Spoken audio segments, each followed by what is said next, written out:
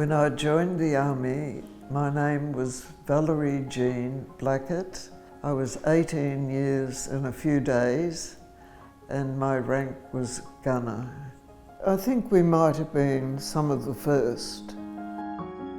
I went to Victoria Barracks. We had a pep talk, and then we all walked from Victoria Barracks down to Central Station. Looked like a gaggle of peacocks and things. Girls in high heels, some in flatties, some with hats, and everybody calling out, "You'll be sorry, you'll be sorry," all the way down to Central. And we went on the train to Ingleburn, where I did my rookies.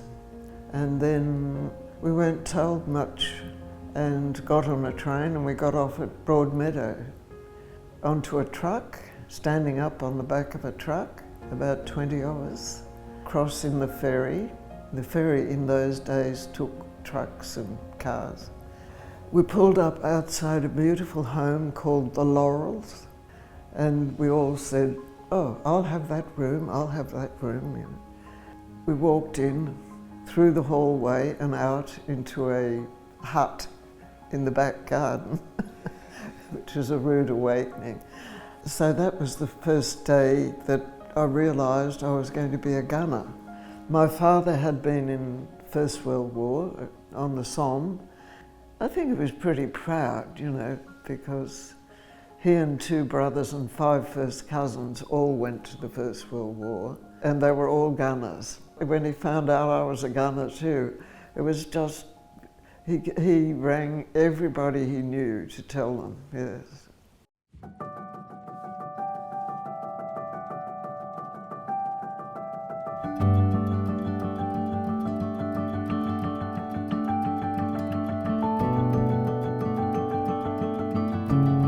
When we got to Wave Battery, the men were pretty aghast. They couldn't believe that women were coming in to do the same job. I think they complained a bit, and the CO promised them there would be no difference in the chores, so we did exactly the same as the men. We got a lot of respect for that too. We weren't treated as women. The first day we had a wonderful sergeant came to give us a bit of history, and he said, "You girls have got probably the most important job in the whole of Australia. You have to protect BHP and the port." And, you know, we all, you know, we're only girls. That little pep talk, I'd say the girls were 200% always. Their job came first.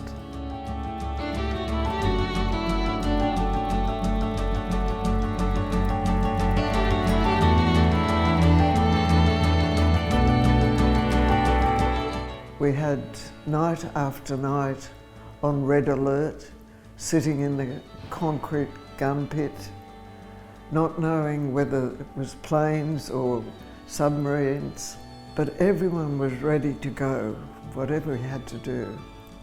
Wonderful spirit, and the most amazing lot of girls. From the first day, we were trained in the theory of gunnery, so we understood what we were doing and how gunnery works with the trajectory of the missile, and aircraft recognition. We could recognise any aircraft, and the theory of gunnery was all about mathematics.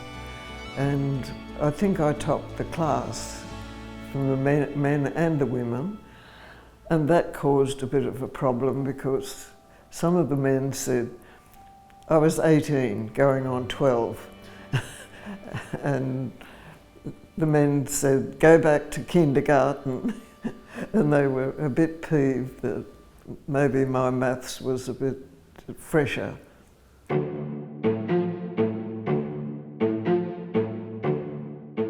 Even though we were frightened, we knew what we knew was good. We did the technical work on what was called a height and range finder, which was a telescope with eyepieces on each end and what they called a predictor. We weren't supposed to photograph anything, and these have come to light lately. 4 girls were on the predictor, and we got the guns aligned to the target, and then we would call fire. The gun sergeant would order the gun to fire because we're on target. The aircraft pull a drag, what they called a drag, behind, and we fired at those. But we did the technical part, and the men loaded the shells and fired. There was an awful rumour went around that when Rathmines found out that it was the girls that were going to do it, every pilot turned in sick that morning. That's the rumour that went around, but we were so good at the job that they had nothing to worry about. We knew we wouldn't fire at their plane. We went for the drag. Where we were at Wave, we were right on the water. A worry for us because we were really anti-submarine. Instead of firing up, it was very difficult to fire down. The battery, before I arrived, they had taken part in the bombing of Newcastle that happened, that took out the West End. Absolute fear. I can't believe that you could live being so absolutely frightened. Most of that was from not knowing what we were up against, but we were so well trained that that wouldn't have interfered with anything.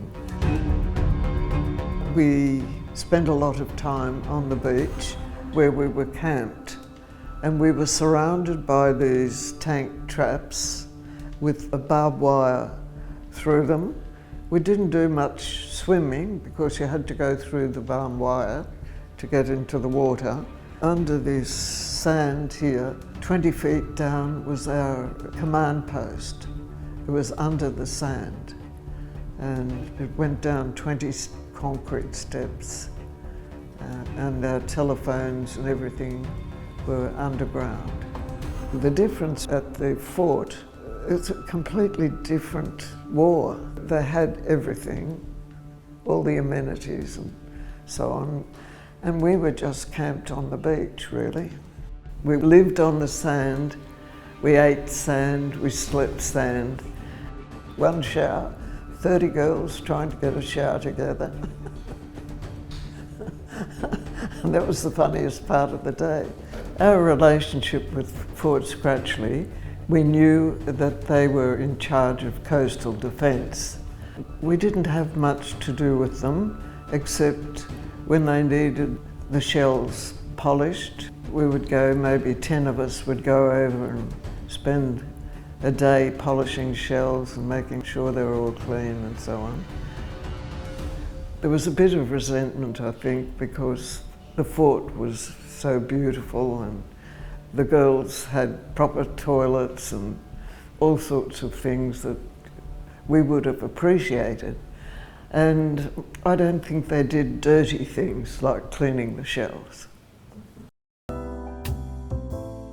We terrorised the shops in Stockton. We used to go down on a route march or something and all go and buy ice creams and try and get them for nothing, because 4 bob a day didn't buy much ice creams. That's the grocer's delivery van, and we commandeered it and went up and down the main street, all taking turns of being in it. And that's sitting in the main street of Stockton, outside the first house next to the shops.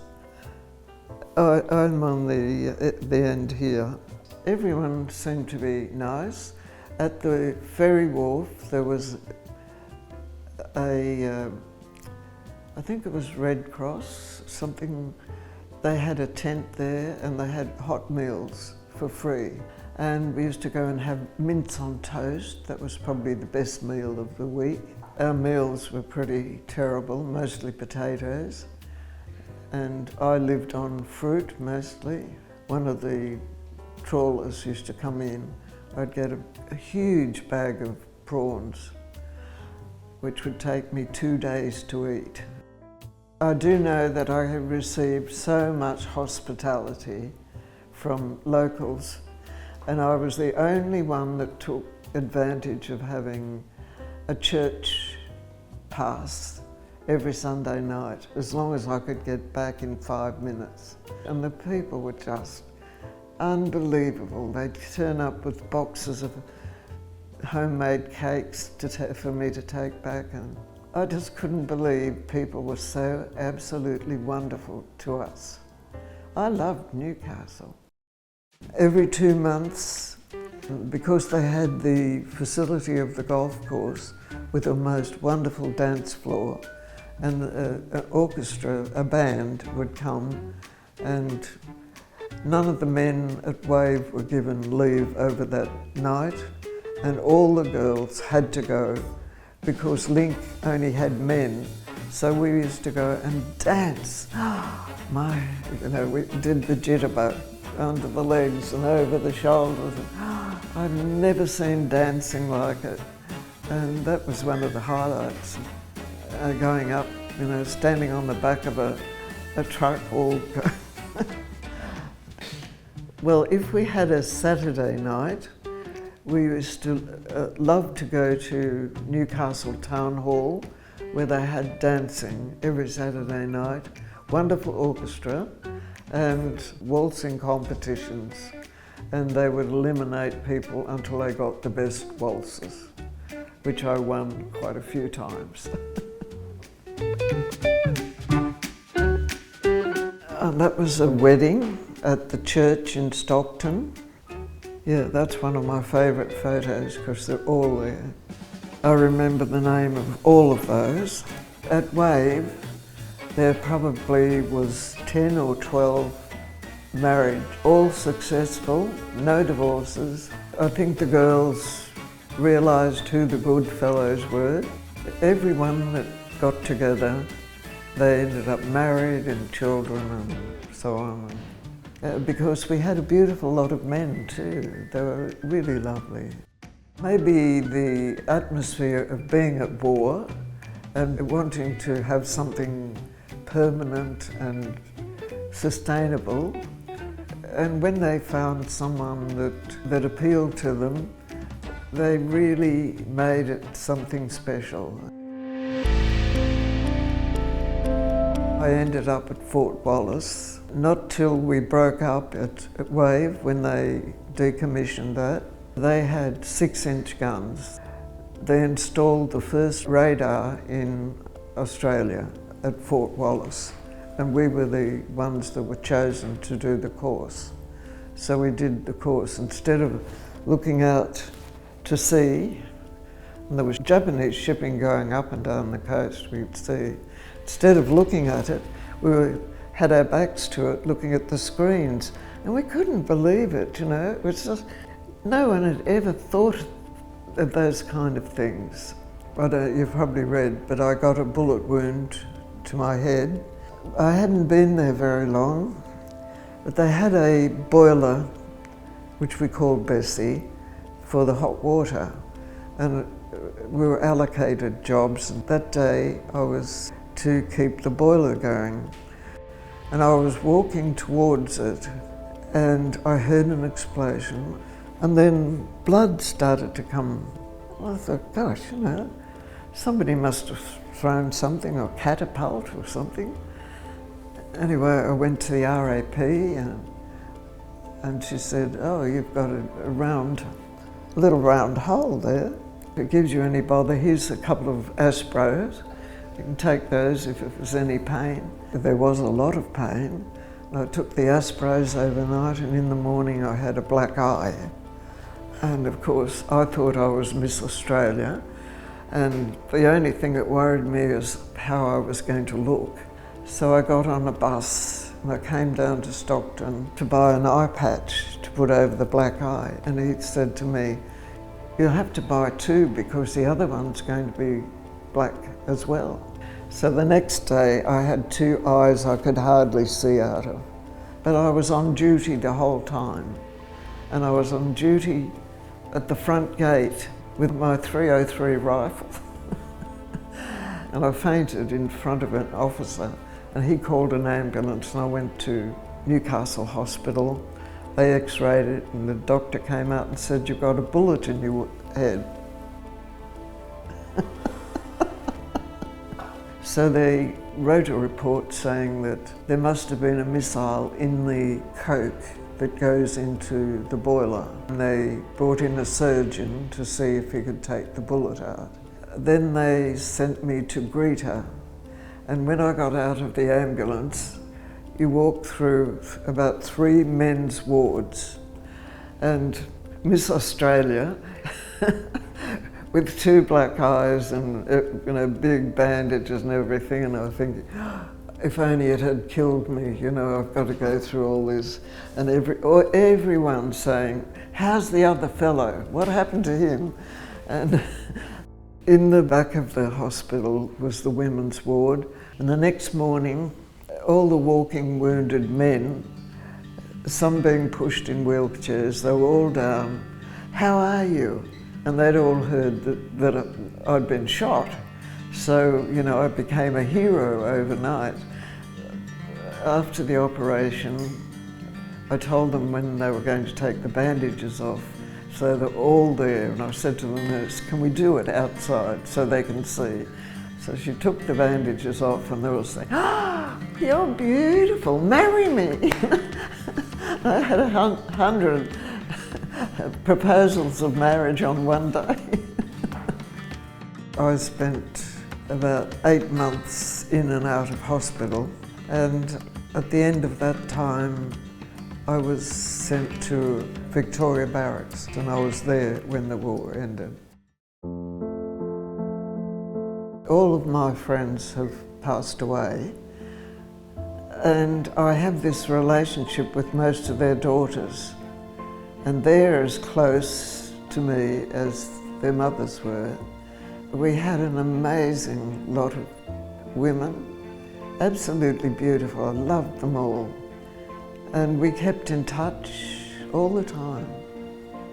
It was a wonderful experience. I think that was the nicest thing that came out of it.